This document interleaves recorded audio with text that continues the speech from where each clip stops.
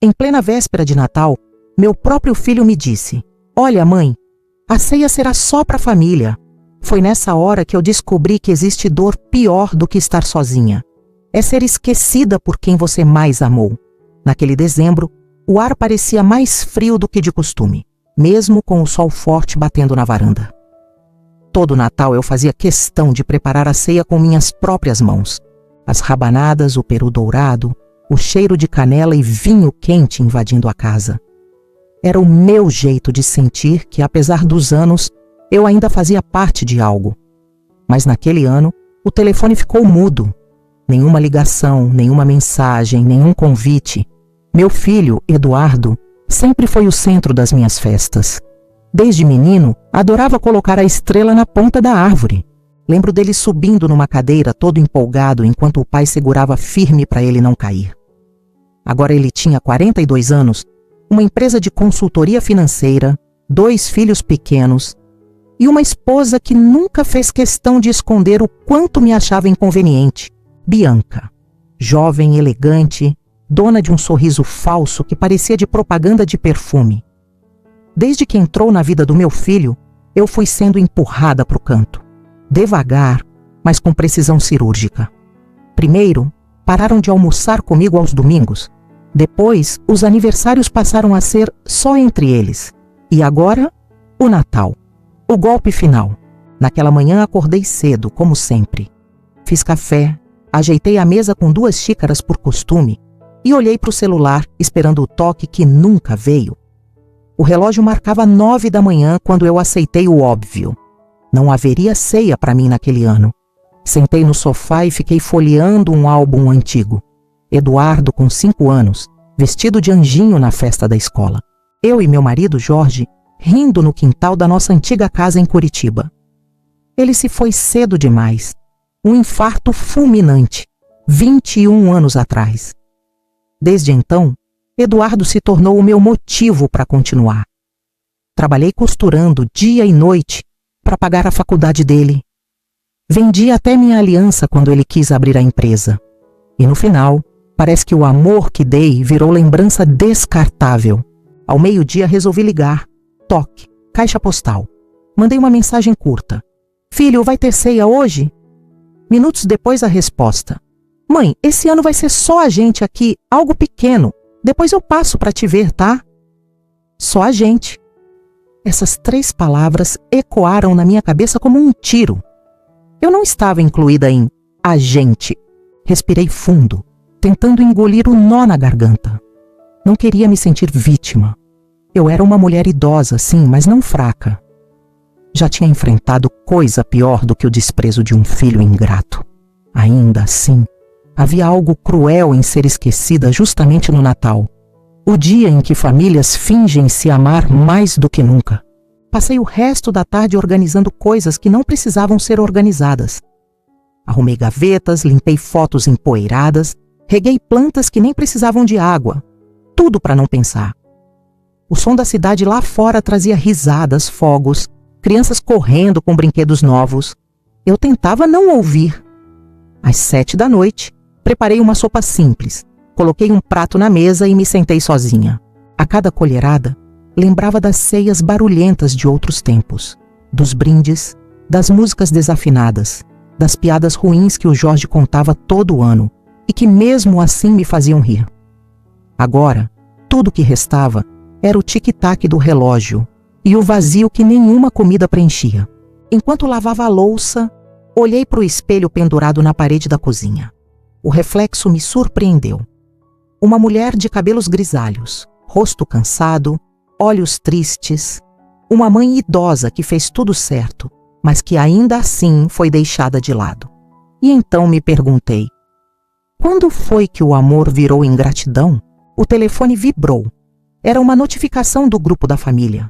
Foto nova, Eduardo, Bianca, os sogros dela e as crianças. Todos sorrindo, taças erguidas. A legenda dizia: família reunida, Feliz Natal a todos. Família reunida. Ri sozinha, um riso curto, sem alegria.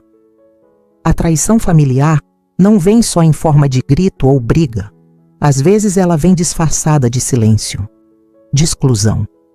de portas fechadas com delicadeza. Naquela hora, percebi que algo dentro de mim estava mudando. Eu tinha passado anos tentando ser a mãe perfeita, a sogra compreensiva, a mulher discreta.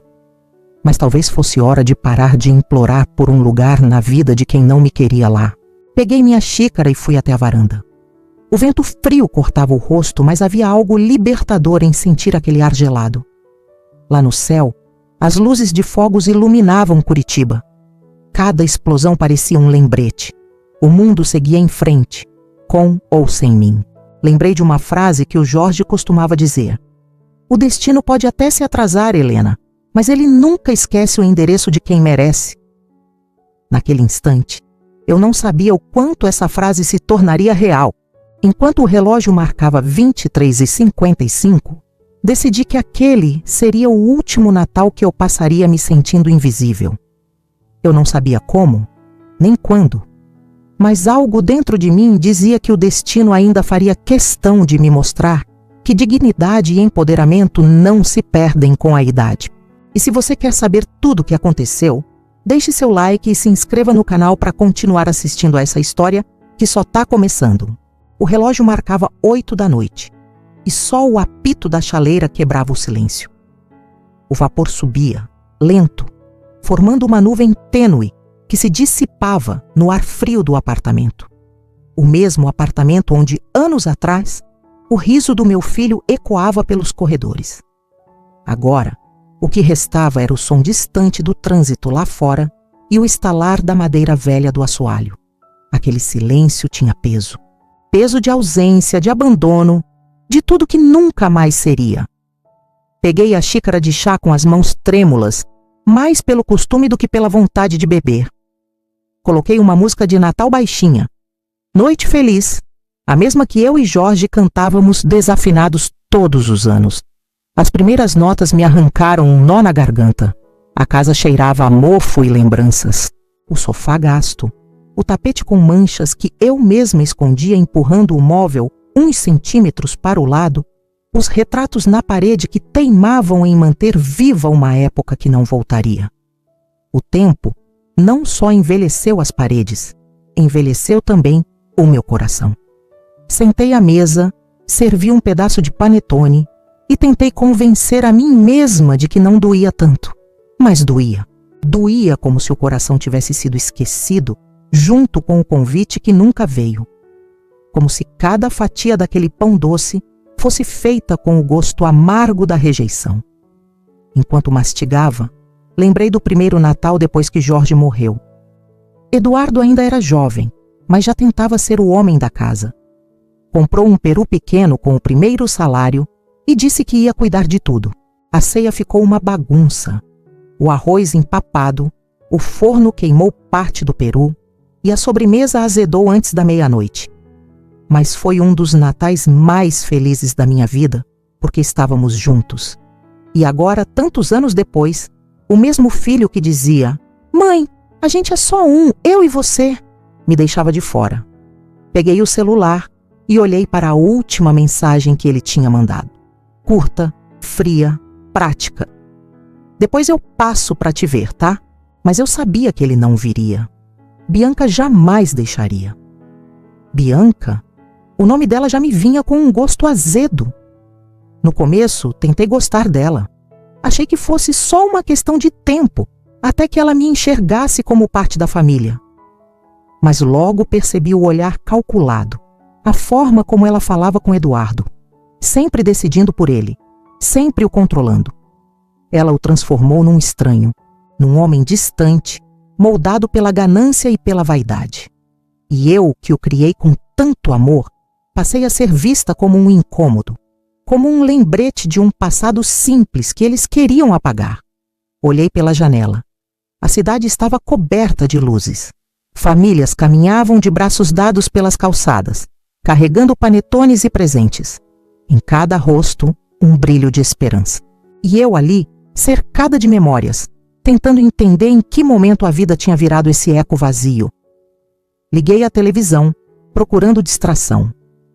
Um especial de Natal mostrava famílias trocando abraços, rindo, chorando de emoção. Desliguei antes que a dor me engolisse de vez. Não havia espaço para fingimento naquela noite. Era só eu, o silêncio e o som do meu próprio coração se partindo.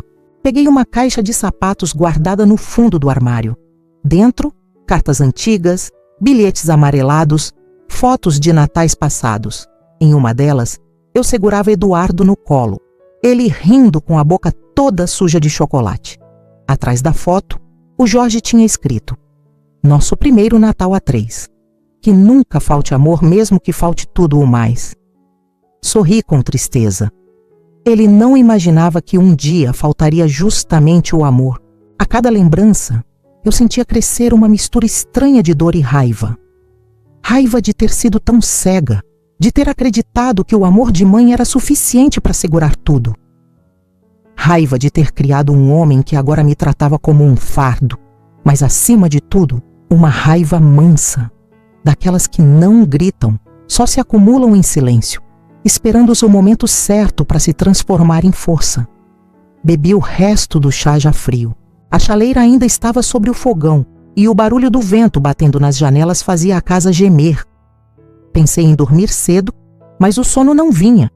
Ficar parada só fazia as lembranças gritarem mais alto. Foi quando decidi abrir a porta da varanda e respirar um pouco de ar. O vento da noite bateu no meu rosto e arrepiou minha pele. As luzes dos prédios piscavam como se zombassem de mim, cada uma delas acesa por uma família reunida. E lá estava eu, uma mãe idosa, deixada de lado por um filho ingrato. A solidão daquela noite de Natal não era apenas a ausência de companhia, era a constatação da traição familiar mais dolorosa. Ser esquecida por quem você criou. Olhei para o céu e sussurrei: "Jorge, se você ainda me ouve, me dá um sinal, porque eu tô cansada." E naquele instante, uma estrela cadente riscou o céu. Foi rápido, um traço de luz que logo sumiu. Mas bastou para me fazer respirar diferente. Eu não sabia se era coincidência ou resposta, mas me deu uma sensação estranha, como se algo estivesse prestes a mudar. Voltei para dentro e olhei ao redor. Aquela casa, que por tanto tempo tinha sido um refúgio, agora era uma prisão feita de lembranças. E eu entendi de repente que ficar ali parada, remoendo a dor, seria me condenar de vez. Eu precisava reagir. Não por vingança, ainda não, mas por dignidade. Por tudo que eu fui e ainda era. Sentei na poltrona e comecei a escrever numa folha de papel. Era uma carta para mim mesma. "Helena, você já sobreviveu à morte, à solidão e ao desprezo. Você criou um homem com as próprias mãos e o viu ser engolido pela ganância. Mas o destino ainda não escreveu o último capítulo." Guardei a carta na gaveta e senti uma estranha calma. Pela primeira vez em muito tempo, eu não estava apenas triste, eu estava desperta. Algo em mim acordava devagar, como uma chama reacendendo depois de anos apagada. O relógio marcou 11h59. Faltava 1 minuto para o Natal. Peguei o terço que sempre deixava no criado mudo e fechei os olhos. Quando o ponteiro se encontrou com o 12, sussurrei: "Feliz Natal, Helena! Você ainda está aqui." As lágrimas vieram, mas dessa vez não eram de dor, eram de aceitação, porque no fundo eu sentia que aquele silêncio não era o fim, era o intervalo antes da justiça, antes da vingança, antes do recomeço. O destino ainda tinha planos para mim, eu só precisava ter coragem para escutar o que ele tinha a dizer. Às 10 da noite, o som da notificação do celular cortou o silêncio pesado do meu apartamento como um estalo de vidro se partindo. Olhei para a tela sem pressa, como quem já sabe que não vai gostar do que vai ver. O visor acendeu. Mensagem nova. Grupo Família Duarte. Durante um segundo, meu coração acelerou. Por um instante tolo, pensei que talvez fosse uma mensagem carinhosa, um vídeo dos netos me desejando Feliz Natal, uma lembrança de que eu ainda fazia parte daquilo tudo. Mas não. Era apenas uma foto. Meu filho Eduardo, Bianca, os sogros dela e as crianças, todos sentados à mesa, taças erguidas, sorrisos perfeitos, o peru dourado bem no centro. A legenda dizia: família reunida do jeitinho que a gente gosta. Família, que engraçado, murmurei, com um sorriso torto. Fechei o aplicativo e deixei o celular virado para baixo na mesa. Não chorei. Não havia mais lágrimas. Só uma mistura amarga de traição familiar, ingratidão e cansaço. Olhei ao redor. A luz amarela da sala iluminava o retrato de Jorge, meu falecido marido, sorrindo na moldura antiga. Era como se ele me olhasse, compreendendo tudo, sem precisar dizer nada. Toquei de leve a foto e sussurrei: você teria orgulho, Jorge? Orgulho do homem que o nosso filho se tornou? A resposta veio no eco do silêncio. Nada. Nem mesmo o ruído distante dos fogos parecia querer me consolar. Peguei a xícara de chá frio e caminhei até a janela. Lá fora, o céu de Curitiba brilhava com luzes vermelhas e douradas. A cidade festejava, mas dentro de mim, o Natal era só uma ferida aberta. Eu me sentia como uma árvore velha, cheia de marcas, mas ainda de pé, mesmo depois de tantas tempestades. Eduardo tinha sido o meu maior orgulho e, ao mesmo tempo, o meu maior erro. Desde pequeno eu via nele um brilho, uma determinação que me lembrava o pai. Mas, com o tempo, aquele brilho foi se transformando em algo diferente, em ganância, em sede por status, dinheiro, poder. Quando abriu a empresa com o pai, ainda havia nobreza nos sonhos dele. Mas depois da morte de Jorge, algo mudou. Eduardo começou a acreditar que o mundo devia se curvar diante dele. E Bianca foi o espelho perfeito para esse ego. Lembro do dia em que ele me apresentou a ela, um jantar simples em casa. Bianca chegou com um sorriso educado, um vestido caro e um olhar que me analisava de cima a baixo. Ela foi gentil, sim, mas havia algo frio por trás da gentileza. Algo que dizia, sem precisar de palavras: seu tempo acabou, dona Helena. E, de fato, aos poucos ela conseguiu o que queria. Isolou Eduardo de mim, plantou ideias, alimentou distâncias, transformou laços em barreiras. Agora, olhando aquela foto, percebi que a expulsão não tinha acontecido de uma vez. Foi um processo lento, delicado, cruel. Fui sendo empurrada para fora da vida do meu filho, um gesto por vez. E eu, cega pelo amor de mãe, não percebi o quanto já estava do lado de fora. Respirei fundo e sentei na poltrona. A imagem ainda pulsava na minha mente. Os risos, os brindes, a legenda debochada.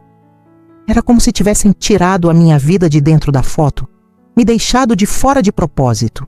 E, de certa forma, era exatamente isso. Fechei os olhos e deixei a lembrança me levar para um Natal distante, de muitos anos atrás. Eduardo ainda era adolescente, e a gente não tinha quase nada. O dinheiro mal dava para comprar um frango pequeno, e a árvore era feita de galhos secos e enfeites reciclados. Mas ele dizia que aquele era o Natal mais bonito do mundo porque a gente tinha um ao outro. Engraçado, como as palavras se transformam quando o coração muda de dono. Voltei ao presente e senti uma pontada no peito. Aquela foto não era só uma lembrança do que perdi. Era um retrato do que eu havia criado. Um homem que confundiu sucesso com superioridade. Um filho que, em busca de status, se esqueceu da própria origem. E, sem perceber, se esqueceu de mim. Mas o destino... o destino tem uma forma curiosa de equilibrar as coisas. Ele espera, silencia, observa. E quando menos se espera, age. Aquela noite, porém, ainda não era o momento da justiça. Ainda não era a hora da vingança. Era só o início, o fundo do poço que antecede a superação. Levantei, fui até o quarto e abri a gaveta da cômoda. Dentro havia uma caixa de madeira escura. Ali estavam guardadas as últimas lembranças de Jorge. Uma aliança, uma carta e um documento antigo. O contrato da empresa que ele e Eduardo fundaram juntos. Passei os dedos sobre o papel e li o nome da sociedade. Duarte em Filhos, Consultoria Financeira. Filhos, murmurei. Mas só havia um. E ainda assim, aquele único filho tinha esquecido quem o ensinou a dar os primeiros passos. Peguei a carta que Jorge me deixou antes de morrer. Ela dizia: Helena, se um dia o nosso menino se perder pelo caminho, não o julgue. Mas também não se apague por causa dele. Você é a raiz dessa família. E raízes fortes sempre encontram o caminho de volta à luz. As palavras dele me atravessaram como um abraço tardio. Era como se ele estivesse ali, me lembrando que a minha história não acabava naquele Natal. Não enquanto houvesse um resto de força dentro de mim. Voltei à sala e peguei o celular novamente. Abri a foto do grupo e olhei com calma. Reparei num detalhe que antes tinha passado despercebido. Atrás da mesa, sobre um aparador, havia uma moldura virada para a parede. Era uma foto antiga, a minha foto. A mesma que um dia ficou na casa deles, bem na entrada, e que agora estava escondida, como se minha existência envergonhasse. Foi nesse momento que algo dentro de mim mudou. A dor deu lugar à lucidez. O vazio virou certeza. Se eles achavam que tinham me apagado da história, estavam enganados. Eu ainda estava aqui. E o destino, aquele mesmo que meu marido dizia nunca esquecer o endereço de quem merece, estava só esperando a hora certa de bater a porta. Peguei o terço na mesa e segurei firme entre os dedos. Olhei para o teto, respirei fundo e disse em voz baixa: se o destino quiser fazer justiça, que venha, mas que venha com dignidade, porque eu não quero humilhar ninguém, quero apenas o que é meu por direito.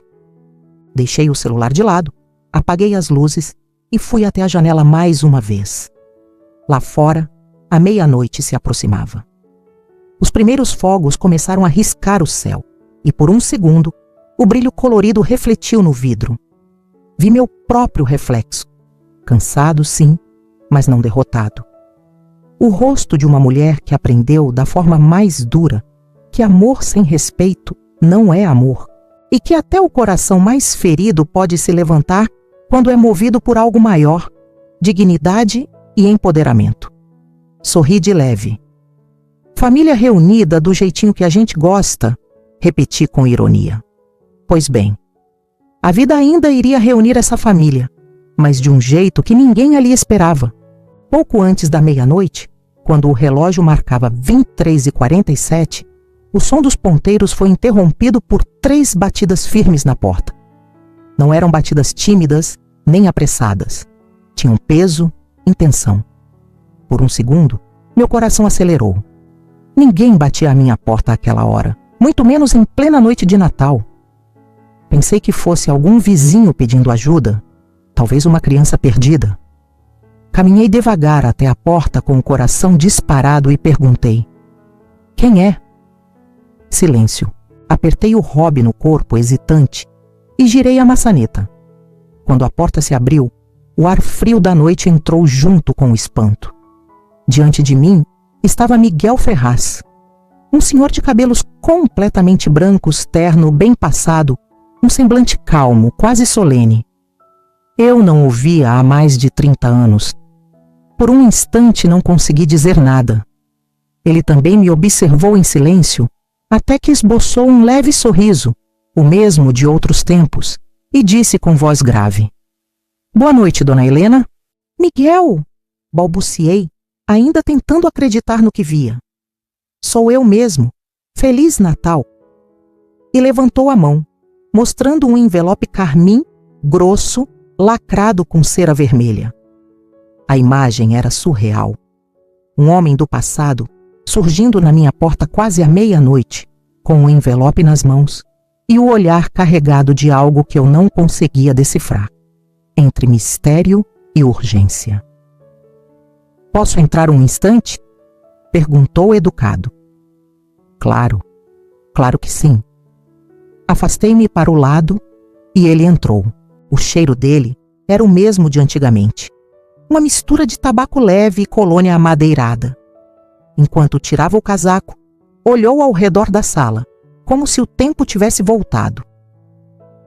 Sua casa continua acolhedora, Helena, disse com um ar nostálgico. Acolhedora demais para uma só pessoa, respondi, tentando disfarçar a emoção. Ele me olhou nos olhos. Soube do que aconteceu com o Eduardo. A cidade toda sabe, imagino, murmurei. Meu próprio filho me deixou sozinha no Natal. Miguel assentiu em silêncio, mas havia algo diferente no olhar dele. Um peso, uma verdade ainda não dita. Ele segurava o envelope como quem carrega uma história grande demais para caber nas palavras. O que é isso? Perguntei, apontando para o envelope. Ele respirou fundo antes de responder. Uma promessa e uma dívida antiga. Sentamos à mesa. O som distante dos fogos ecoava pelas janelas, como se o mundo celebrasse enquanto eu prestes a descobrir algo que mudaria tudo. Miguel colocou o envelope diante de mim com cuidado e disse: Seu marido me pediu para entregar isso, se algum dia eu sentisse que o destino tinha te esquecido. O Jorge? Meu coração gelou. Mas ele morreu há mais de 20 anos. Eu sei. E desde então, esse envelope me acompanha. Ele confiou em mim porque sabia que um dia essa hora chegaria. Fiquei alguns segundos encarando aquele envelope. A cera vermelha, o papel grosso, o nome escrito à mão, Helena Duarte. Toquei o selo e uma onda de lembranças me invadiu. Jorge rindo na varanda. Jorge me chamando de minha guerreira. Jorge segurando a mão de Eduardo quando ainda era menino. Engoli o choro. O que tem aí dentro? Perguntei, a voz embargada. Miguel se ajeitou na cadeira. Antes de você abrir, preciso que saiba o motivo. Jorge desconfiava que, caso ele partisse cedo demais, o Eduardo seria influenciado pelas pessoas erradas. Ele me pediu que guardasse esse envelope, até sentir que você precisava dele. E por que agora, Miguel? Por que justamente hoje? Ele sorriu de leve. Porque hoje o destino bateu mais alto do que eu podia ignorar. Abri o envelope com mãos trêmulas. Dentro havia uma carta escrita por Jorge e uma série de documentos dobrados. Reconheci a caligrafia imediatamente. Firme, bonita, igual a de quando ele me deixava bilhetes escondidos entre as roupas. Li devagar.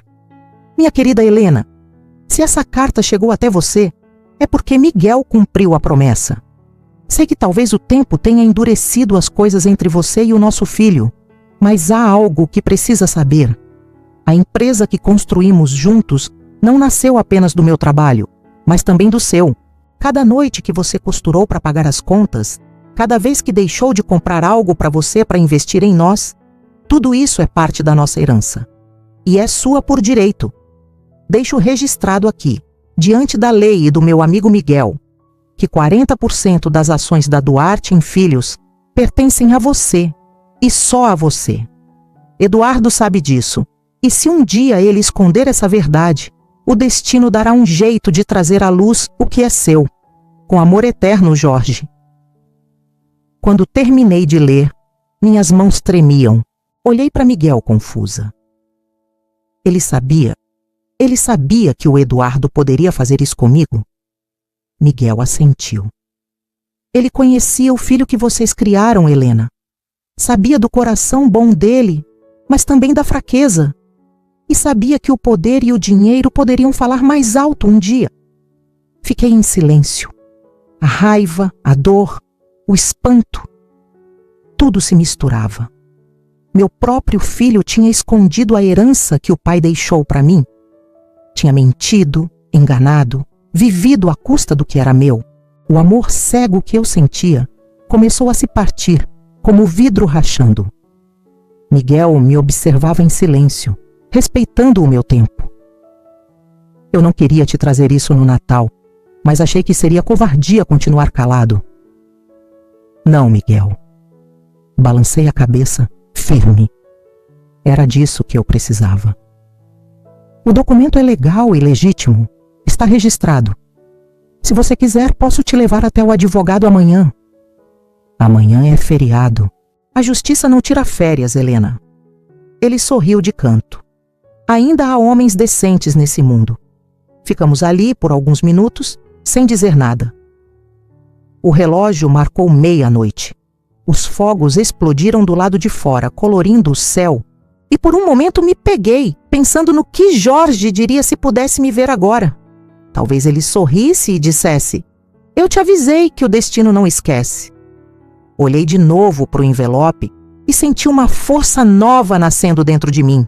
Não era apenas sobre dinheiro, era sobre justiça. Era sobre recuperar minha dignidade, o meu nome, a minha voz.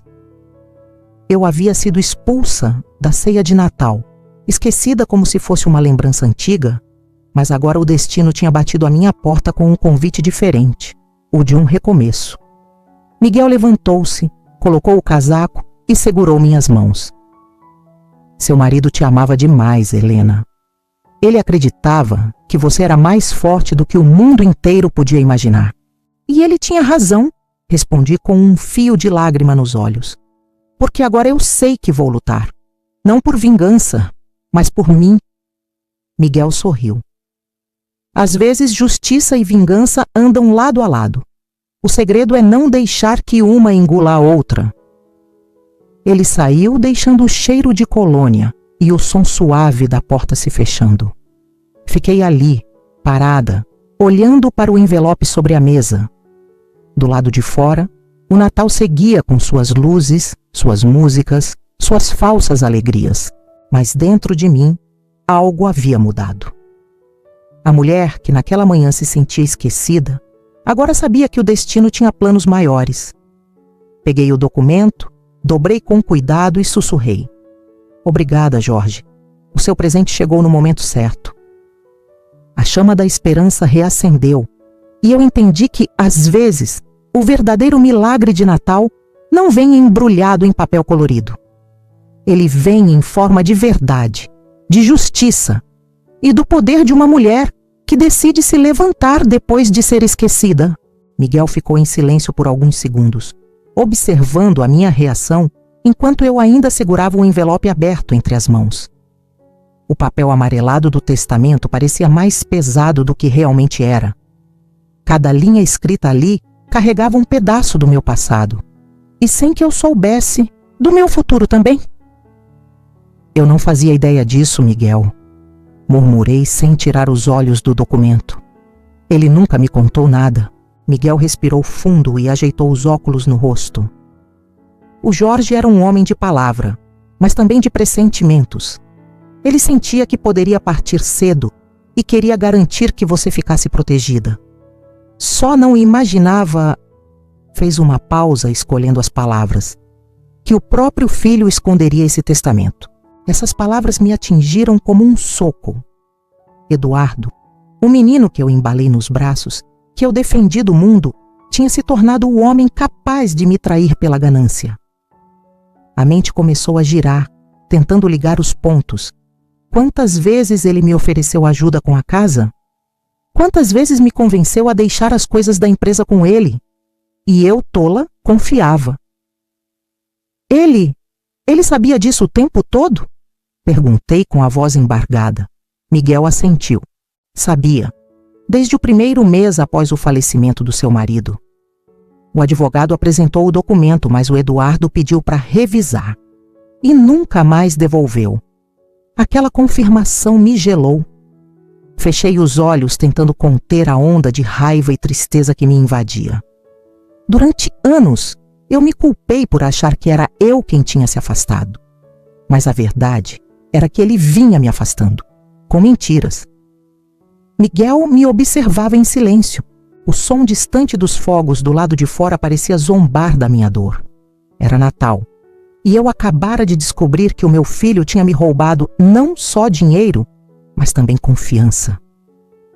Jorge confiava em mim, continuou Miguel com voz calma, e me pediu para guardar uma cópia desse testamento com um cartório parceiro. Ele sabia que um dia a verdade precisaria ser dita. Peguei o documento de novo e li com atenção. Declaro em plena consciência e saúde que 40% das ações da empresa Duarte em Filhos pertencem por direito e mérito à minha esposa, Helena Duarte. Pois sem ela, essa empresa sequer existiria. Ela é a base e o pilar da nossa história.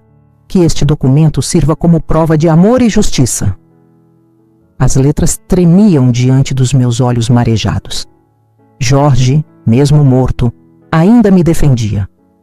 Mesmo depois de tudo, ele ainda cuidava de mim. Ele sabia o quanto você se sacrificou, disse Miguel, interrompendo meus pensamentos. Sabia que enquanto ele construía a empresa, era você quem segurava as pontas em casa. Assenti, com a voz presa na garganta. Lembrei das noites em claro costurando uniformes, dos dias em que deixei de almoçar para economizar o dinheiro da faculdade do Eduardo. Lembrei do orgulho que sentia ao vê-lo se formar, abrir a empresa, crescer. Tudo isso para agora descobrir que ele tinha me tirado do mapa, literalmente apagado o meu nome daquilo que também era meu. Senti uma raiva fria me percorrer. Não era o tipo de raiva que faz gritar. Era aquela silenciosa, que queima por dentro, que transforma ferida em força. Helena? Miguel quebrou o silêncio. Eu sei que é muita coisa para processar, mas amanhã podemos ir juntos até o advogado que cuidava disso. Ele vai confirmar cada detalhe. Olhei para ele e perguntei. Por que agora, Miguel? Por que não antes? Ele baixou os olhos envergonhado. Porque o Eduardo me procurou há muitos anos. Me pediu para deixar o passado em paz. Disse que você estava bem, que não precisava saber de nada. E por fraqueza eu acreditei. Então você também mentiu para mim? Perguntei ferida. Não menti. Apenas me calei. E esse silêncio me pesou todos esses anos. Ele respirou fundo. Mas hoje, quando vi a notícia de que você tinha passado o Natal sozinha, eu soube que já era hora. Fiquei em silêncio. A mágoa que eu sentia não era apenas pelo que ele disse, mas por tudo que aquilo simbolizava. A vida inteira eu dei, e agora descobria que todos os homens que amei, marido, filho, amigo, haviam me escondido verdades, mas junto com a dor, uma chama começou a nascer dentro de mim. Eu ainda estava viva. E agora, com aquele documento nas mãos, eu tinha em mim não só lembranças, mas também poder. O destino é curioso, não é? Murmurei olhando pela janela. Escolheu justo o Natal para me devolver o que era meu. Ou talvez tenha sido o Jorge, respondeu Miguel, com um leve sorriso. Ele sempre foi teimoso. Rimos discretamente, e por um instante o peso pareceu aliviar, mas a paz durou pouco. Eu sabia que ao amanhecer minha vida nunca mais seria a mesma. Miguel levantou-se e colocou o chapéu. Amanhã às 10 eu passo para te buscar. Vamos resolver isso. Está certo, respondi firme. Antes de sair, ele se virou e disse: Helena, você é mais forte do que imagina. Não use esse documento só para cobrar o que te devem, mas para lembrar quem você é. Fiquei olhando enquanto ele descia as escadas do prédio. Quando a porta se fechou, um silêncio pesado tomou conta da casa. Olhei novamente para o testamento sobre a mesa. Era como se o papel respirasse, como se dentro dele ainda pulsasse o coração do meu marido, me empurrando para frente, me dizendo para não ter medo. Sentei na poltrona e fiquei imaginando a cara do Eduardo quando descobrisse que o segredo tinha vindo à tona. A expressão de pavor, o desespero, o arrependimento tardio. Mas o que eu queria mesmo não era vê-lo sofrer. Queria apenas que ele me olhasse nos olhos e dissesse a verdade. Queria que ele sentisse vergonha, não por perder dinheiro, mas por perder a mãe. Passei a noite em claro. O testamento sobre a mesa parecia me observar. Cada palavra era uma lembrança. Cada assinatura, uma promessa de que o destino finalmente estava se ajustando. E eu sentia que aquela seria a virada da minha vida. Ao amanhecer, abri as janelas. O sol batia fraco, tímido, mas iluminava o envelope carmim como se fosse um símbolo. Peguei o documento e o abracei contra o peito. Obrigada, Jorge, sussurrei, por nunca ter me esquecido. Lá fora, o som dos carros começava a preencher as ruas, e com ele, Uma certeza nova nasceu em mim. Eu não era mais a mulher que esperava o amor de um filho ingrato. Eu era uma mulher pronta para lutar por justiça. O Natal da expulsão havia terminado. Agora começava o Natal da verdade. O testamento esquecido deixara de ser apenas um pedaço de papel. Era o símbolo da minha superação, da minha dignidade e do meu recomeço. E pela primeira vez em muito tempo, senti orgulho de mim. Sorri, olhei para o retrato de Jorge na parede e disse: "Você estava certo, meu amor. O destino pode até se atrasar, mas ele nunca esquece o endereço de quem merece." A noite seguinte parecia mais fria. O Natal já tinha passado, mas dentro de mim, o tempo havia parado. Eu ainda olhava para o testamento, aquele pedaço de papel que rasgava o que restava do meu coração de mãe. Meu filho sabia. Essas 3 palavras ecoavam na minha mente como um martelo batendo em ferro quente. Sabia, e mesmo assim me deixou sozinha. Sabia, e mesmo assim me deixou costurar até de madrugada para pagar as contas. Sabia, e fingiu que não. Miguel tinha sido claro. O advogado de Eduardo apresentou o documento há anos. Mas o meu filho, o mesmo que eu dei à luz com dor e amor, mandou arquivar e esconder. Mandou calar a verdade. E para completar a traição, assinou o meu nome, falsificando minha assinatura, como se eu fosse apenas uma sombra sem voz. Senti o chão desaparecer sob meus pés. A traição não era apenas jurídica, era sagrada. Um corte na alma de mãe, uma ferida que nem o tempo seria capaz de curar. Sentei no sofá, os olhos fixos na parede. A cada segundo, as lembranças vinham como facas. Eduardo pequeno, correndo com o uniforme da escola que eu costurei com as próprias mãos. Eu, escondendo o cansaço, dizendo para ele estudar, ser alguém na vida. E agora ele era alguém na vida, às custas da minha dor. Enquanto eu passava noites inteiras costurando para completar a renda, ele vivia do dinheiro que me pertencia. Comprava carros novos, fazia viagens, dava presentes caros a Bianca, enquanto eu remendava roupas para vizinhos. Quantas vezes ele chegou aqui, me abraçou e disse: "Ah, mãe, a senhora não precisa se preocupar com nada." E eu, cega de amor, acreditava. Mas agora eu via. Não era carinho, era cinismo. E o que mais doía era saber que ele não precisava ter feito isso. Eu jamais teria tirado nada dele. Tudo o que eu sempre quis era estar por perto, ver o meu filho feliz, ver os netos crescerem. Fechei os olhos e uma lágrima solitária escorreu. Não pelo dinheiro, porque dinheiro vai, vem e a gente dá um jeito, mas por aquilo que se perde para sempre quando a confiança é destruída. A traição familiar é a mais cruel das pobrezas. A madrugada avançava, e o som do vento batendo na janela parecia acompanhar meus pensamentos. Lá fora, o mundo dormia. Aqui dentro, eu travava uma guerra silenciosa, entre a dor e a vontade de lutar. Peguei o envelope carmim que Miguel me deixara e encarei o nome de Jorge na assinatura. Meu marido tinha me enxergado. Mesmo morto, ele ainda me defendia. E o meu próprio filho, aquele que ele tanto amou, foi o primeiro a apagar o legado do pai. Eu queria gritar, mas a voz não saía. Era como se um nó prendesse cada palavra, cada emoção. O corpo inteiro tremia, mas não de medo, de indignação. A mãe idosa que ele achava fraca, agora sentia nascer dentro de si algo novo. Algo que eu não sentia há anos, força. Levantei-me e fui até o quarto. Abri o guarda-roupa e tirei uma caixa antiga. Dentro estavam as contas de luz, os recibos, as notas fiscais que eu guardava com teimosia. Tudo o que eu fiz para sustentar aquela casa depois que Jorge morreu. Cada papel era uma lembrança de luta. Eu havia sobrevivido a tudo e agora iria sobreviver a isso também. Olhei para o espelho e encarei o meu reflexo. O rosto cansado, as rugas, o olhar que misturava tristeza e determinação. E pensei: ele pode ter me enganado, mas não vai me destruir. Eu sou a raiz dessa família e raízes não se arrancam fácil. A lembrança da ganância de Eduardo me corroía. Ele sempre quis mais. Mais dinheiro, mais poder, mais admiração. E Bianca?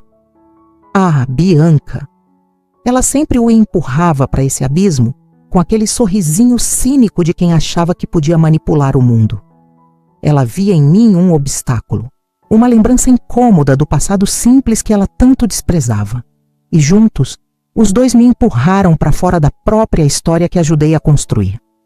Mas o destino, esse velho amigo, tinha voltado para me visitar, e eu sentia que ele ainda tinha planos. Peguei o testamento e coloquei sobre a mesa da sala. As palavras dançavam na minha cabeça.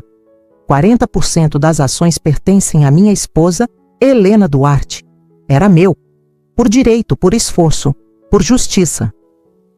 Fiquei ali por longos minutos, até que o relógio marcou 3 da manhã. Peguei o telefone e disquei o número de Miguel. Ele atendeu na terceira chamada. Helena, está tudo bem? Eu quero ver o advogado, disse sem hesitar. Amanhã. Ele ficou em silêncio por alguns segundos, depois respondeu. Eu passo às 9. Desliguei. Senti o coração firme. A dor ainda estava lá, mas agora ela tinha um propósito. Eu não era mais só uma mulher ferida. Era uma mulher pronta para reagir. No dia seguinte, o sol nascia devagar. Enquanto fazia café, pensei em tudo o que eu diria a Eduardo quando o visse. Imaginava o rosto dele, o espanto, o desespero. E me perguntei, ele sentiria culpa? Ou apenas medo de perder o que não era dele? Essa dúvida me acompanhou a manhã inteira. O amor de mãe sempre procura uma justificativa. A gente quer acreditar que o filho errou por engano, que foi influenciado, que ainda há redenção. Mas às vezes, o erro vem do coração, e o coração dele eu já não reconhecia mais. Enquanto vestia um casaco, passei os olhos pelo retrato da família na estante. Era antigo. Eu, Jorge e Eduardo, com uns 10 anos, todos sorrindo. Toquei a moldura e senti o peito apertar. Como algo tão puro podia terminar assim? Naquela hora, prometi a mim mesma que eu não deixaria o ódio me dominar. Eu lutaria sim, mas com dignidade. Sem gritos, sem escândalos. A minha vingança seria silenciosa, firme e justa. Eu faria com que ele olhasse para mim e visse a mulher que tentou apagar, de pé, vitoriosa. Peguei minha bolsa, o envelope e o documento. Enquanto saía de casa, o vento da manhã gelava meu rosto, mas eu sentia algo quente dentro do peito. Era o começo do empoderamento, da consciência de quem eu era. Eu não era apenas a mãe esquecida do Natal. Eu era a mulher que o destino tinha escolhido para corrigir o erro. No caminho até o ponto de ônibus, pensei em como a vida dá voltas. Ontem eu era invisível. Hoje eu carregava nas mãos a chave da justiça. A cada passo, eu sentia que Jorge caminhava comigo, silencioso, mas presente. Quando entrei no ônibus, o motorista me desejou bom dia. Respondi com um sorriso pequeno, porque pela primeira vez em muito tempo, o dia realmente parecia bom. Talvez o mais importante dos últimos 20 anos. Enquanto o ônibus seguia pelas ruas de Curitiba, olhei pela janela e pensei, meu filho pode ter me traído, mas o destino nunca trai quem é verdadeiro. E naquele instante, percebi que o Natal não tinha sido o fim, tinha sido o começo. O ponto onde a dor virou força, e a força virou recomeço. Porque quando uma mãe é traída, o mundo pode até achar que ela vai se quebrar. Mas algumas de nós aprendem a levantar mais fortes do que antes. Na manhã seguinte, o céu de Curitiba amanheceu cinzento, com nuvens pesadas e um vento gelado que parecia anunciar mudança. Eu acordei antes do despertador, como se algo dentro de mim soubesse que aquele seria um dia diferente. O testamento de Jorge ainda estava sobre a mesa da sala, ao lado do envelope carmim. Durante a noite, olhei para ele tantas vezes que parecia que o papel respirava. Agora, porém, eu não o via mais como uma lembrança. Era uma arma, a única que eu tinha para fazer o destino cobrar o que era meu. Pouco depois das 9, Miguel chegou. Trazia o mesmo semblante calmo, mas o olhar firme. pronta, Helena? Perguntou, abrindo a porta com cuidado. Mais do que nunca, respondi. Vamos encerrar esse capítulo. Durante o trajeto até o centro, a cidade parecia passar em câmera lenta. As pessoas andavam apressadas, carros buzinavam. O movimento do comércio pós-Natal seguia forte. Mas para mim, o mundo estava em silêncio. Eu só conseguia pensar em Eduardo. No rosto que ele faria quando descobrisse que a verdade finalmente tinha vindo à tona. Enquanto o carro seguia pelas avenidas, Miguel quebrou o silêncio. Eu sei que tudo isso é difícil, Helena, mas às vezes a vida precisa se encarregar da lição que a gente não teve coragem de ensinar. Assenti, sem responder. Ele tinha razão. Durante anos eu protegi demais, perdoei demais, aceitei demais. E o resultado estava ali. Um filho perdido na própria ganância, sem respeito, sem gratidão. Chegamos a um prédio antigo na rua Marechal Deodoro, no coração de Curitiba. O letreiro dourado na porta dizia: Costa em Advogados Associados. Subimos ao 3º andar e uma secretária educada nos recebeu. O Dr. Álvaro está à sua espera, dona Helena. Entramos na sala. O advogado, um homem de cabelos grisalhos e óculos de aro fino, levantou-se imediatamente. Dona Helena, é uma honra finalmente conhecê-la, disse estendendo a mão. Miguel me contou tudo. Sentei-me diante dele. As mãos suavam, mas eu mantive a cabeça erguida. Dr. Álvaro abriu uma pasta de couro e tirou uma pilha de papéis. Este é o testamento original, devidamente registrado e autenticado, explicou. E este outro é o contrato atual da empresa Duarte & Filhos. Ele folheou as páginas e virou o monitor em minha direção. A senhora vai querer ouvir sentada, porque o que eu descobri é grave. Miguel cruzou os braços, sério. Pode falar, Álvaro. O advogado respirou fundo. A empresa está praticamente falida. Há dívidas bancárias, impostos atrasados, fornecedores sem receber há meses. O seu filho contraiu empréstimos altos usando parte das ações como garantia. Ações que, na verdade, pertencem à senhora. Senti um arrepio percorrer meu corpo. Como assim, doutor? Significa que, juridicamente, as ações em nome de Eduardo são inválidas. A assinatura usada nos contratos é uma falsificação. E com a confirmação do testamento, a senhora é a legítima dona de 40% da empresa. Fiquei em silêncio, tentando assimilar. O destino estava cobrando. Tudo o que Eduardo construiu com mentiras estava desmoronando, e ele nem imaginava que a verdade vinha justamente das mãos que ele havia traído. Dr. Álvaro continuou. Hoje mesmo podemos dar entrada na revalidação da posse. A senhora será oficialmente sócia majoritária e terá poder de decisão. Miguel olhou para mim com um sorriso discreto. Eu disse que o destino não falha, Helena. Ele demora, mas chega. Não consegui responder. As emoções se misturavam. Tristeza, alívio, decepção. E uma pontada de justiça que ardia doce. Por dentro, uma parte de mim ainda queria chorar pelo filho perdido, mas outra, mais forte, erguia a cabeça com dignidade. O advogado se inclinou sobre a mesa.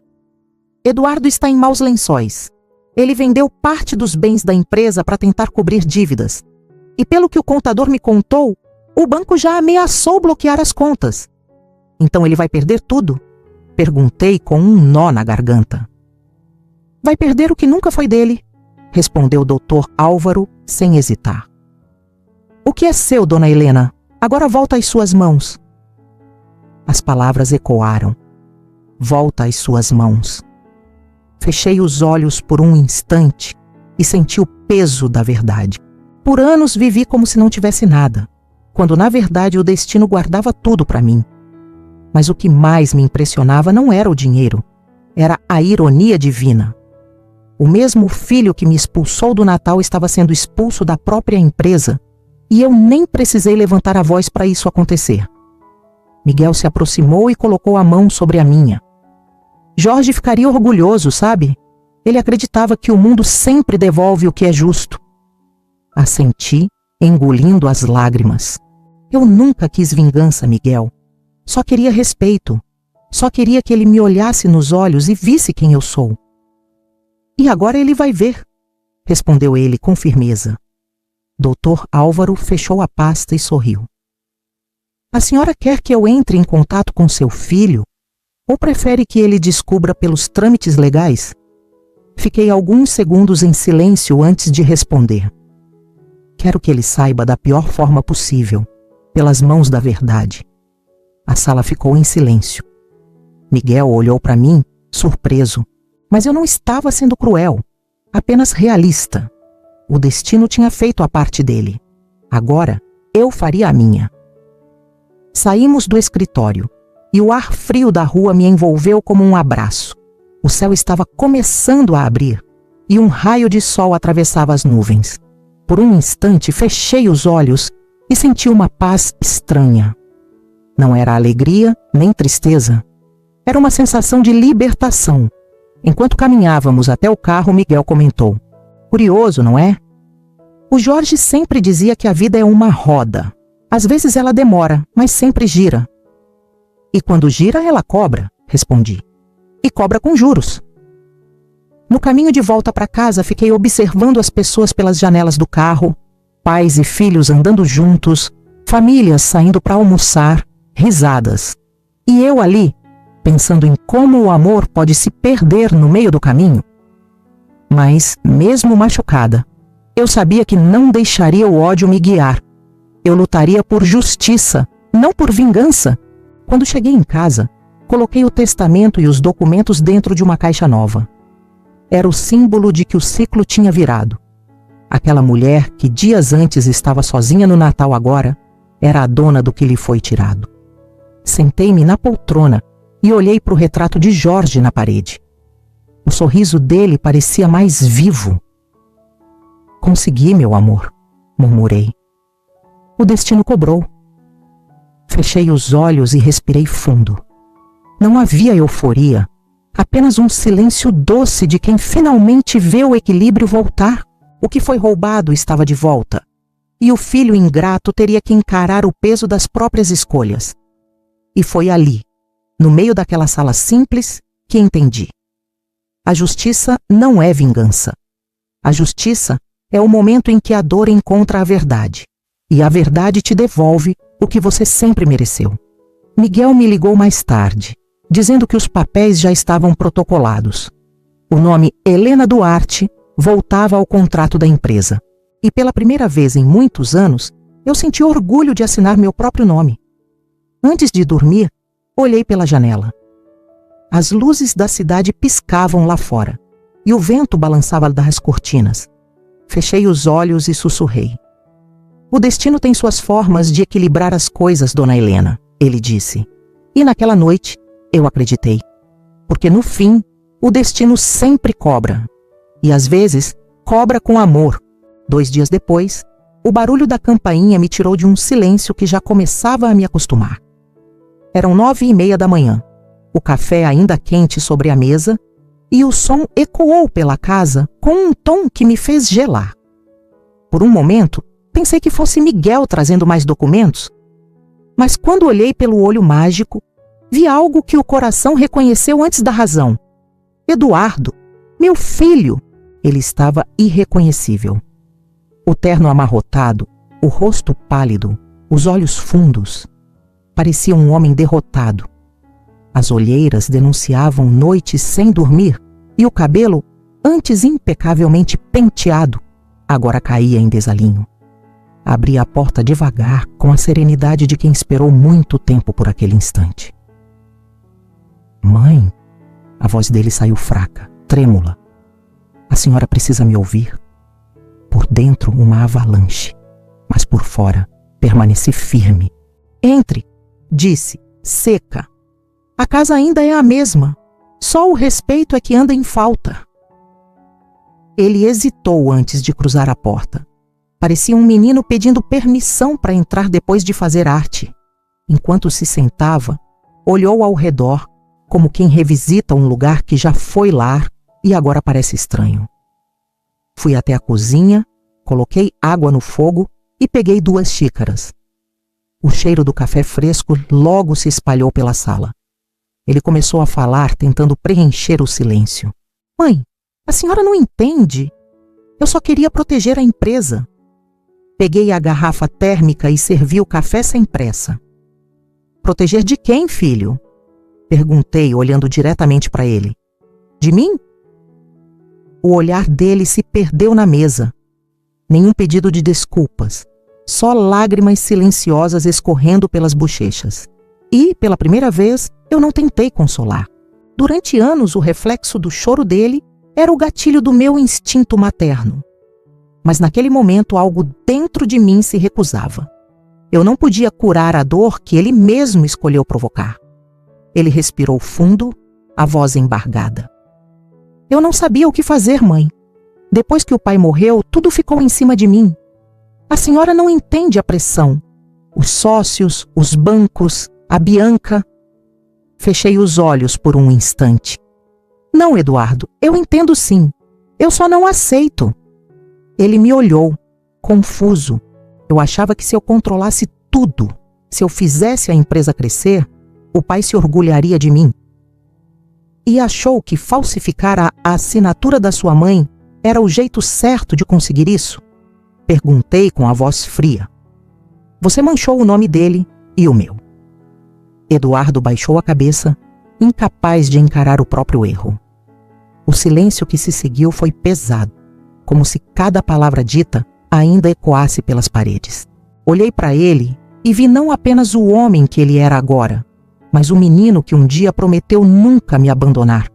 E pensei em como o destino tem seu jeito cruel de ensinar o que o amor não conseguiu.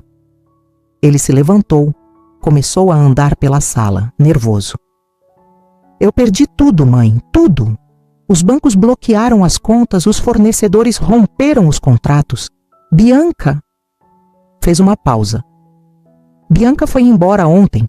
Disse que não queria ficar com um fracassado. As palavras saíram entre soluços. E pela primeira vez senti pena. Não do homem, mas da criança perdida dentro dele. Mesmo assim fiquei calada. Ele se sentou novamente, as mãos trêmulas segurando a xícara. Eu só queria consertar as coisas. Juro. Consertar? Repeti. Consertar o quê, Eduardo? O que você quebrou não é uma empresa. É uma história. Uma vida inteira de confiança. Ele tentou se justificar. Eu pensei que estava fazendo o certo. Não, filho. Cortei. Firme. Você pensou no que era fácil. Pensou em poder, em status, em mostrar para os outros que era o filho exemplar do Jorge Duarte. Mas esqueceu o principal. O que o seu pai mais admirava não era o homem de negócios, era o homem de caráter. As lágrimas vieram mais fortes, silenciosas, pesadas. Mas eu continuei. Enquanto eu costurava roupas para pagar suas contas, você mentia. Enquanto eu rezava pelo seu sucesso, você me tirava o que era meu. Enquanto eu te esperava no Natal, você brindava a falsidade. Ele começou a balbuciar algo, mas eu ergui a mão. Não, Eduardo. Hoje quem fala sou eu, porque há anos você não me escuta. O silêncio que se instalou foi quase sagrado. Ele não conseguia levantar o olhar, e por um instante eu percebi. A punição do filho ingrato não vem do castigo, mas do peso de finalmente enxergar quem ele se tornou. Ele levantou-se devagar, caminhou até o retrato de Jorge na parede e tocou a moldura. Eu decepcionei o pai, não foi? Perguntou num sussurro. Não, Eduardo. Respondi com calma. Você decepcionou a si mesmo. Ele respirou fundo, as lágrimas agora caindo livremente. Eu não sei o que fazer, mãe. Comece pedindo perdão, mas não para mim, disse cruzando os braços. Peça para você, para aquele menino que prometeu nunca seguir o caminho errado. Ele se sentou outra vez, derrotado. Aquela sala, que um dia foi o centro das nossas ceias, agora era um tribunal. E eu, a juíza e a vítima. Depois de um tempo, perguntei. O que você veio buscar aqui, Eduardo? Ele me olhou surpreso. Eu não sei. Então eu te digo. Falei, olhando nos olhos dele. Você veio buscar perdão. Mas perdão não é uma esmola, filho. É uma conquista.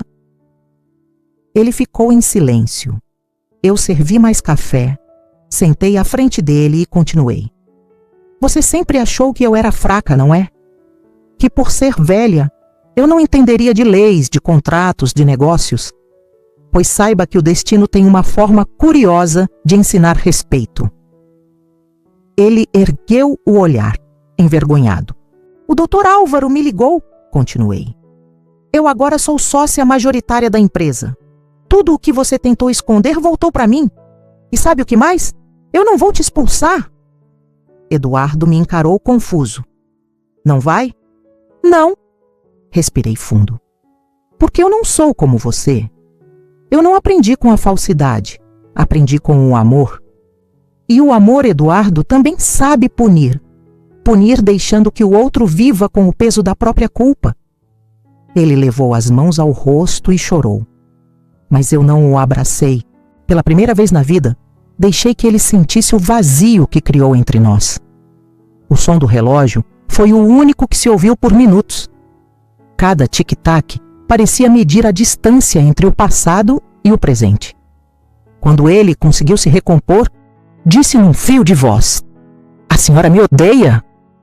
"Eu nunca odiei ninguém, filho", respondi. Mas o amor, quando decepcionado, muda de forma. Ele deixa de ser entrega e vira lição. Ele se levantou, hesitante.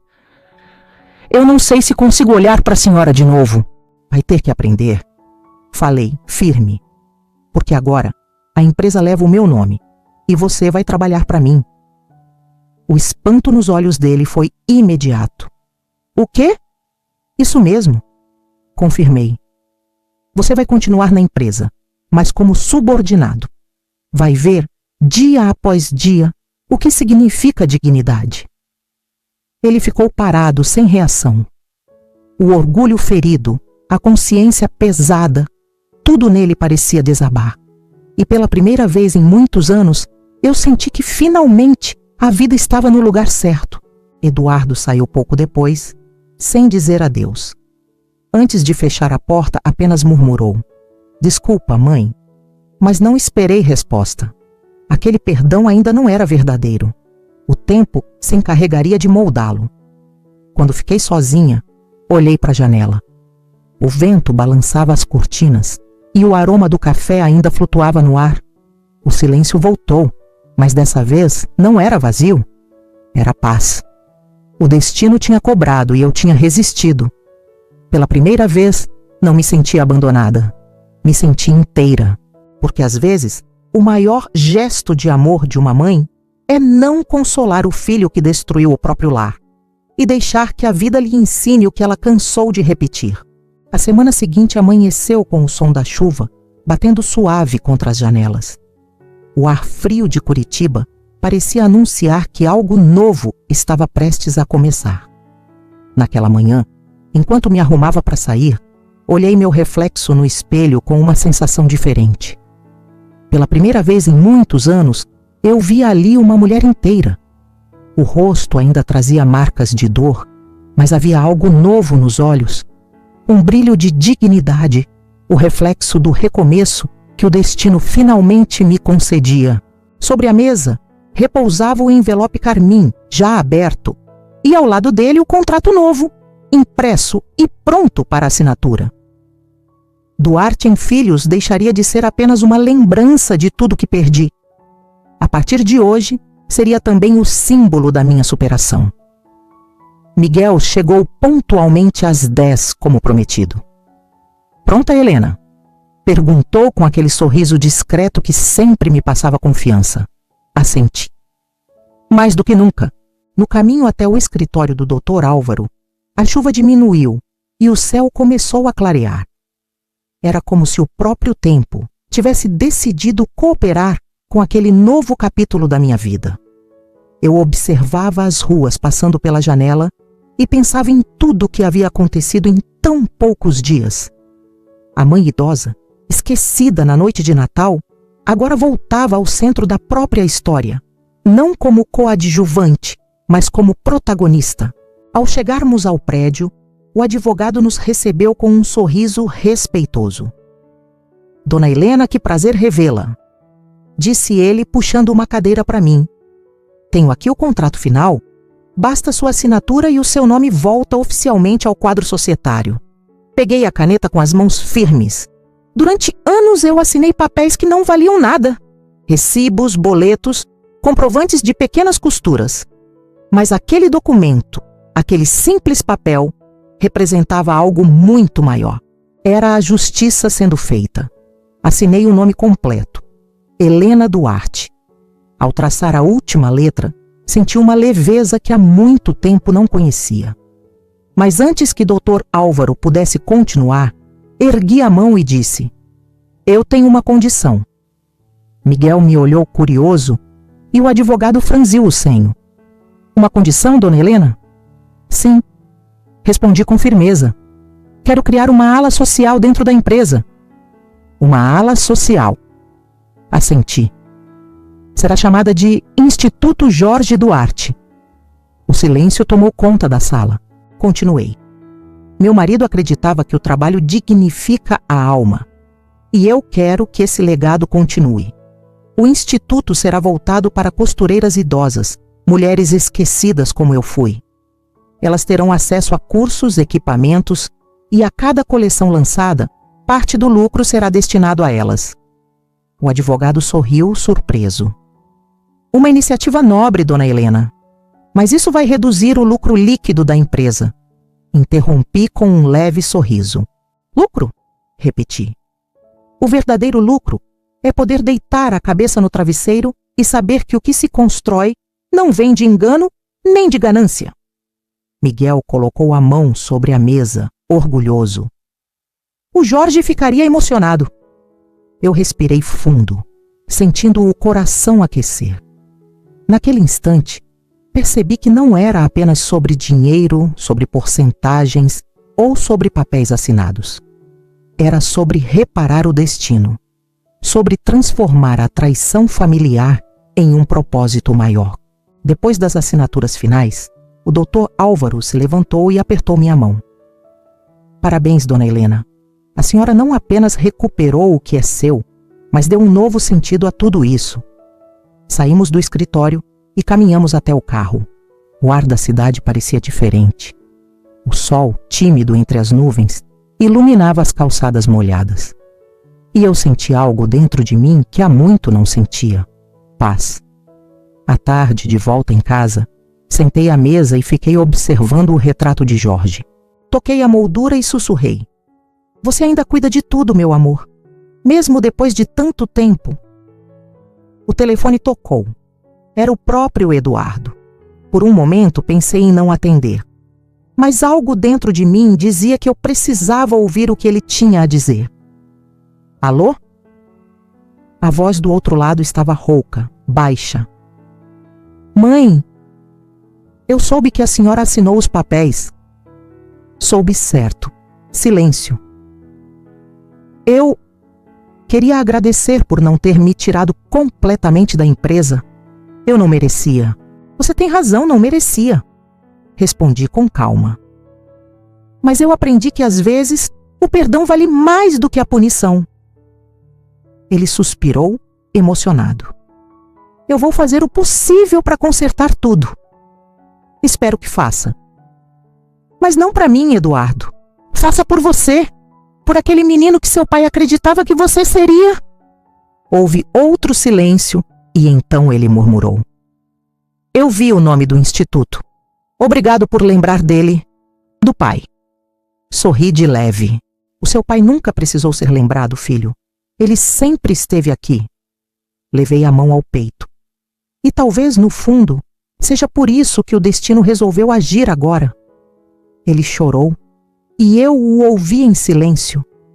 Não eram lágrimas de desespero, como da última vez, mas de arrependimento. E pela primeira vez, senti que havia uma chance real de recomeço. Nos dias seguintes, a notícia da minha volta à empresa se espalhou. Alguns funcionários antigos mandaram mensagens, dizendo que se lembravam de mim costurando os primeiros uniformes da marca anos atrás. Outros, mais novos, expressaram curiosidade sobre o instituto. Eu lia cada mensagem com um misto de orgulho e humildade. Miguel vinha todos os dias me ajudar com os trâmites burocráticos, mas era visível o quanto ele se alegrava por me ver tão viva novamente. Helena, a senhora percebeu? Disse ele um dia, sorrindo. Aquele Natal te tirou o chão, mas foi justamente ele que te devolveu o mundo. Sorri de volta. É o destino, Miguel.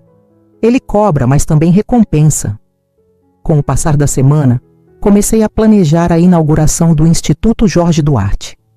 Imaginava as salas cheias de máquinas de costura, mulheres de mãos calejadas recomeçando suas histórias, rindo, trocando saberes.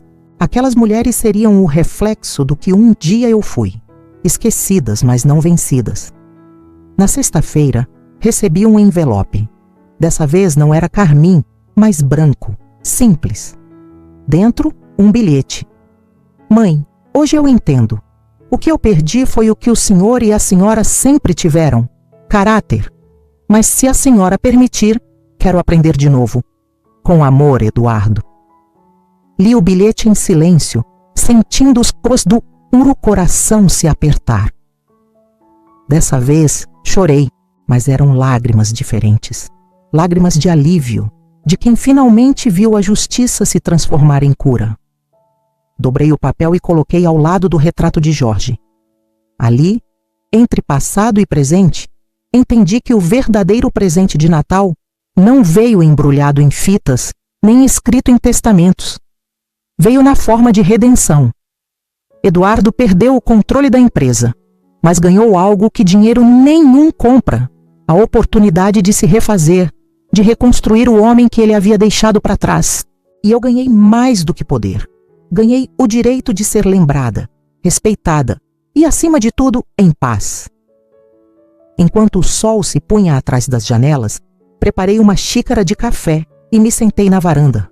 A vida voltava a ter cor e eu, finalmente, podia respirar sem peso. Olhei para o céu e sussurrei: obrigada, destino, por ter me cobrado, mas também por ter me devolvido. E pela primeira vez em muitos anos, me senti leve, porque algumas dores não vêm para destruir, vêm para reconstruir o que a gente esqueceu que era capaz de ser. O tempo passou, e a vida, com sua delicadeza e ironia, foi costurando os dias como eu sempre costurei tecidos, com paciência, ponto por ponto, linha por linha. Hoje, quando lembro daquele Natal, o silêncio, o abandono, a dor, não sinto mais o mesmo peso no peito. O que antes era uma ferida aberta, agora é cicatriz. E como todas as cicatrizes, ela me lembra que eu sobrevivi.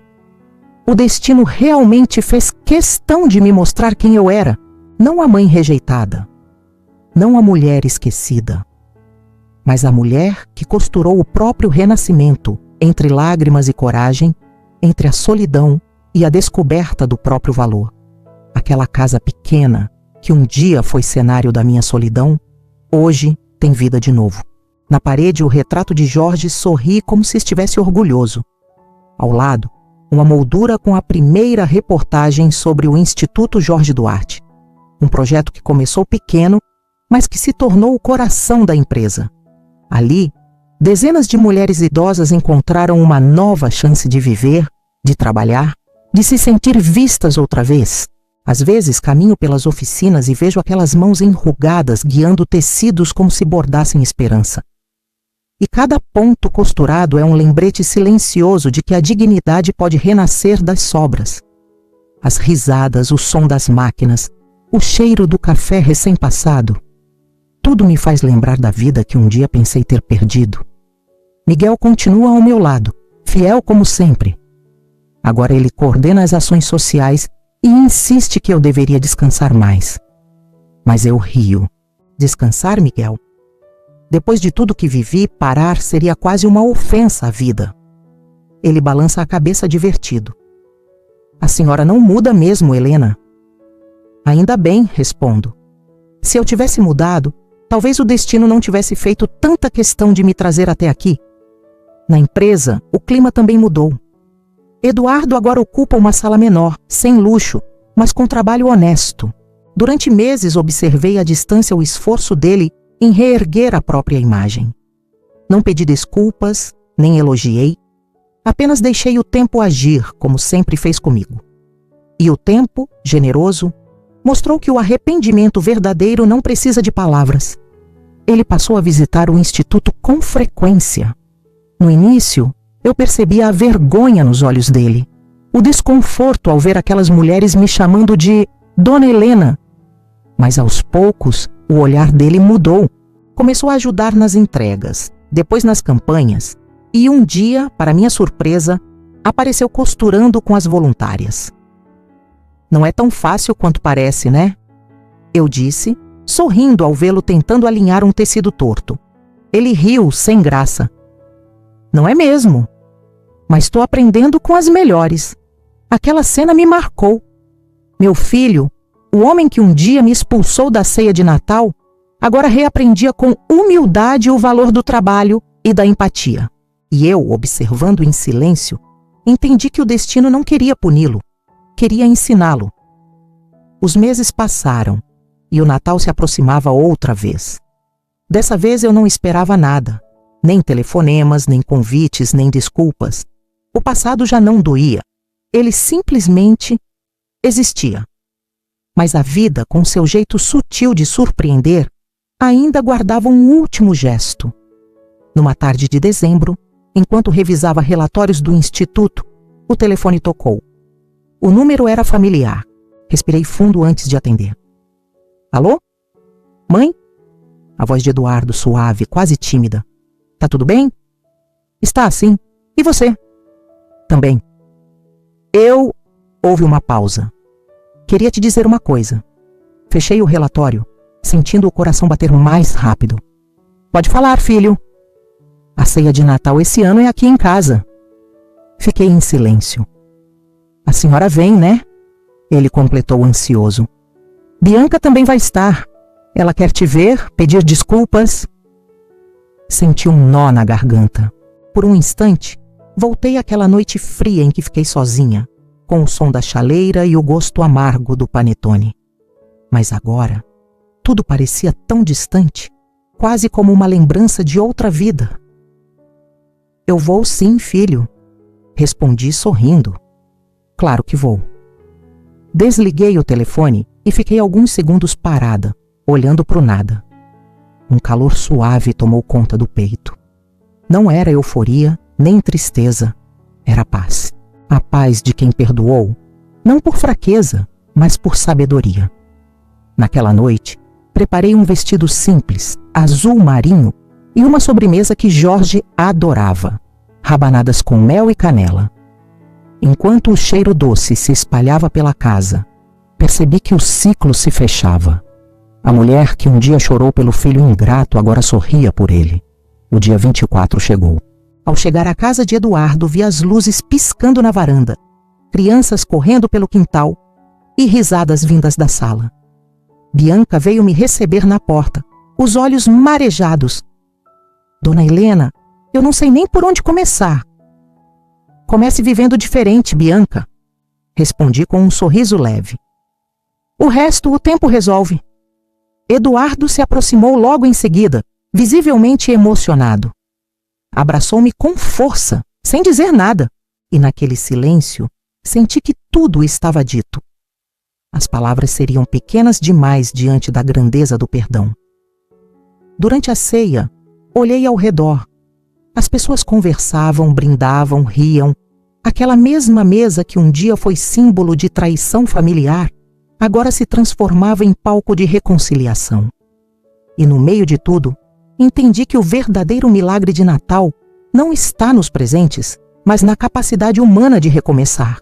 Quando o relógio marcou meia-noite, Eduardo ergueu a taça e olhou para mim. A minha mãe, disse a voz embargada. A mulher mais forte que eu conheço. As lágrimas vieram, inevitáveis. Mas dessa vez, eram doces. Olhei para ele e respondi: "A vida, filho!" E ao destino, que fez questão de nos ensinar do jeito mais difícil, mas mais bonito também. Os aplausos vieram e logo a sala foi tomada por abraços. Olhei para o céu pela janela e vi os primeiros fogos iluminando a cidade.